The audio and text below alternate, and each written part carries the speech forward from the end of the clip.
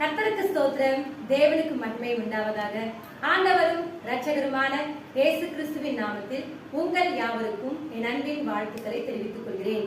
இந்த நாளுக்குரிய வேத வசனம், பாவம் செய்கிற எவனும் நியாய பிரமாணத்தை மீறுகிறான், நியாய பிரமாணத்தை மீறுகிறதே பாவம்.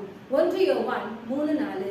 என் அன்பு சகோதரனே சகோதரியே, இன்றைக்கு கூட பாருங்க, பாவம் செய்கிறோம் என்று சொன்னால், எப்படி ஒரு மனுஷன் பாவம் செய்கிறான் என்று சொன்னால், தேவன் சொன்ன இந்த வேதாகமத்தில் உள்ள எழுத்துக்களின்படி நடக்காமல் தன் இஷ்ட போன போக்கில யார் ஒருத்தர் நடக்கிறாங்களோ அவர்கள் தான் பாவம் செய்கிறவர்கள். ஹல்லேலூயா.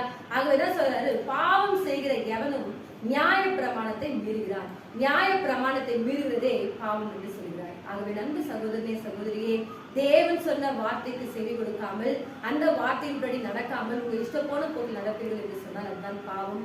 ஆகவே இந்த பாவத்தை செய்யாதபடிக்கு தேவன் சொன்ன வார்த்தைக்கு செவி கொடுப்போம். கர்த்தர் நம்மை ஆசீர்வதிப்பார். God bless you.